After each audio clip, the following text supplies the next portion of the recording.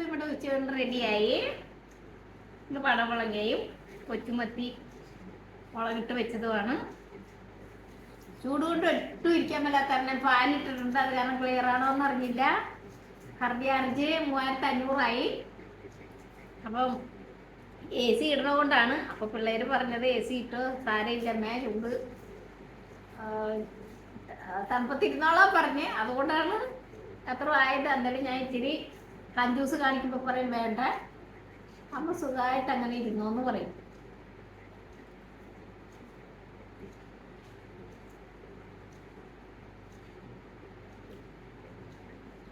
അപ്പോൾ നാളെ വിഷു അല്ലേ, ഇന്ന് വിഷു സംക്രാന്തി. നാളെ ഉണ്ടെങ്കിൽ ചിലപ്പോൾ ഞാൻ വിഷുക്കഞ്ഞി വെക്കും.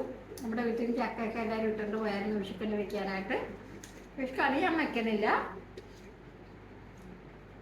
അപ്പം എല്ലാവർക്കും എൻ്റെ വിഷു ആശംസകൾ. അപ്പോൾ നാളെ കാണാം.